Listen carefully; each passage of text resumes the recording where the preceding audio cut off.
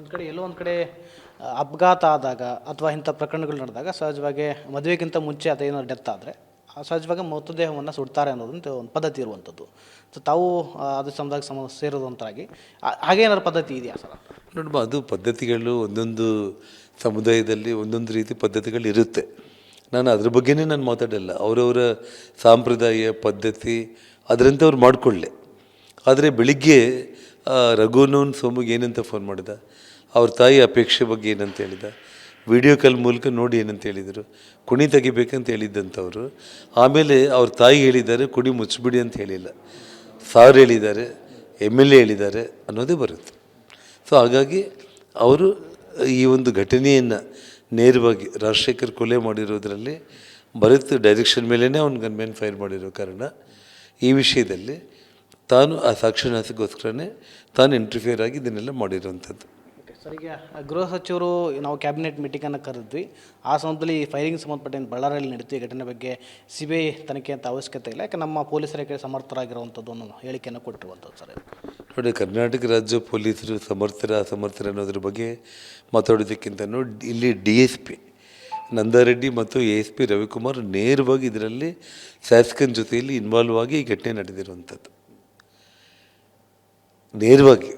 So ಹಾಗಾಗಿ ಮೇಲಿನ ಅಧಿಕಾರಿಗಳ ಅಂದರೆ ಇವ್ರು ನಿಯಂತ್ರಣ ಮಾಡ್ತಾರೆ ಅನ್ನೋ ಭ್ರಮೆಯಲ್ಲಿದ್ದಾಗಲೇ ಇವತ್ತು SP ಸಸ್ಪೆಂಡ್ ಮಾಡಿ IG ಟ್ರಾನ್ಸ್ಫರ್ ಮಾಡಿ ಈ ಇಬ್ಬರು ಅಧಿಕಾರಿಗಳನ್ನ ಇನ್ನೂ ಮುಂದುವರಿಸ್ತಾನೆ ಅವ್ರ ಕೈಯಿಂದನೇ ಸಾಕ್ಷ್ಯನಾಶಗಳು ಮಾಡ್ಕೊತ ಹೋಗುವಂಥ ಒಂದು ಪ್ಲ್ಯಾನ್ ಮಾಡ್ತಾಯಿದ್ದಾರೆ. ಆದರೆ ಭಗವಂತ ದೊಡ್ಡವನು, ಪ್ರತಿಯೊಂದಕ್ಕೂ ಸಾಕ್ಷಿಗಳು ಎಲ್ಲ ಇವತ್ತಿರುವಂಥ ಡಿಜಿಟಲ್ ಟೆಕ್ನಾಲಜಿನಲ್ಲಿ ವಿಡಿಯೋಗಳ ಸಮೇತ ನಮ್ಮ ಹತ್ರ ಇಷ್ಟೊತ್ತಿಗಾಗಲಿ ಇನ್ನೂ ಸಾಕಷ್ಟು ಕೈಯಲ್ಲಿದೆ. ಸಂದರ್ಭ ನೋಡಿಕೊಂಡು ಸರ್ಕಾರ ಹಾಕೋ ಒಂದೊಂದು ಸ್ಟೆಪ್ಪಿಗೆ ಮಾಧ್ಯಮಗಳ ಮೂಲಕ ರಾಜ್ಯದ ಜನರಿಗೆ ಒಂದೊಂದು ಇದನ್ನು ನಾನು ಮಾಡ್ಕೊತ ಹೋಗ್ತೀನಿ. ಜೊತೆಗೆ ಈಗಾಗಲೇ ನಮ್ಮ ಪಕ್ಷ CBI ಎಂಕ್ವೈರಿನ ಅಪೇಕ್ಷೆ ಪಟ್ಟಿದೆ. ಪರಮೇಶ್ವರ್ ಅವ್ರ ಕಡೆಯಿಂದ ನಾವು ಈ ಹೇಳಿಕೆಯನ್ನು ಬಿಟ್ಟರೆ ಬೇರೆ ಏನೂ ಕೂಡ ನಿರೀಕ್ಷೆ ಮಾಡಲಿಕ್ಕೆ ಸಾಧ್ಯನೇ ಇಲ್ಲ. ಹಾಗಾಗಿ ಇವಾಗ ಬಂದಿರುವಂಥ ಹೊಸ ಅಧಿಕಾರಿಗಳಿಗೂ ಕೂಡ ನಾವು ಒಂದು 3 ದಿನ ಟೈಮ್ ಕೊಡಬೇಕು. ಒಂದಿನ ಟೈಮ್ ಸಾಕಾಗಿತ್ತು. ಇರೋ ಇಷ್ಟು ಸಾಕ್ಷಿಗಳು ರಾಶಿಗಟ್ಟಲೆ ಸಾಕ್ಷಿಗಳಿದೆ. ಇದ್ರ ಮೇಲೆ ಅವ್ರನ್ನ ಇಷ್ಟೊತ್ತಿಗಾಗಲೇ ಸತೀಶ್ ರೆಡ್ಡಿ ಭರತ್ ರೆಡ್ಡಿನ ಅರೆಸ್ಟ್ ಮಾಡಬೇಕಾಗಿತ್ತು. ಅವರಿಬ್ಬರನ್ನೂ ಮಾಡದೇನೆ ಮೀನಾವೇಶ ಲೆಕ್ಕ ಮಾಡ್ತಾಯಿದ್ದಾರೆ. ನೋಡೋಣ, ಇನ್ನು ನಾಳೆ ನಾಡಿದ್ದು ನೋಡಿ ಪಕ್ಷ ಈಗಾಗಲೇ CBI ಎಂಕ್ವೈರಿನ ಡಿಮ್ಯಾಂಡ್ ಮಾಡಿರುವಂಥದ್ದು. ನಮ್ಮ ಮುಂದಿನ ಹೋರಾಟದ ಬಗ್ಗೆ ಕೂಡ ಈ 2 ಡೇಸಲ್ಲಿ ನಾವು ತೀರ್ಮಾನ ಮಾಡ್ತೀವಿ. ಘಟನೆ ನಡೆದು 8 ದಿನ ಕಳೆದು ಇವತ್ತು 9 ದಿನ ಆಯಿತು. ಆದರೂ ಕೂಡ ಕೇವಲ ಅಮಾಯಕರನ್ನ BJPಯ ಅಮಾಯಕ ಕಾರ್ಯಕರ್ತನ ಬಂಧನ ಮಾಡಿರುವಂಥದ್ದು, ಆ ಕಡೆ ಕಾಂಗ್ರೆಸ್ ಕಾರ್ಯಕರ್ತನ ಬಂಧನ ಮಾಡೋದು, ಕೇವಲ ಒಬ್ಬ ಖಾಸಗಿ ಗನ್ಮ್ಯಾನನ್ನು ಬಂಧನ ಮಾಡಿರುವಂಥದ್ದು.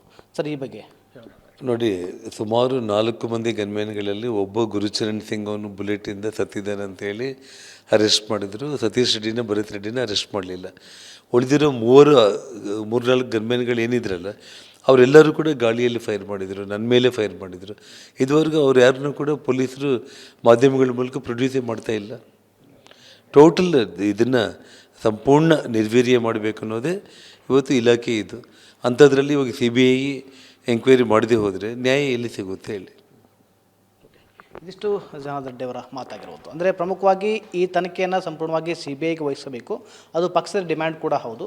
ತಪ್ಪಿತಸ್ಥರ ವಿರುದ್ಧ ಕ್ರಮ ಆಗಲೇಬೇಕು ಅನ್ನೋದ್ರಲ್ಲಿ ಆಗ್ರಹ ಮಾಡ್ತಾ ಇದ್ದಾರೆ. ಕ್ಯಾಮ್ರಾ ಪರ್ಸನ್ ಮತ್ತು ಜೊತೆ ವಿನಾಯಕ್ ಅಬಡಿಗರ TV9 ಬಳ್ಳಾರಿ.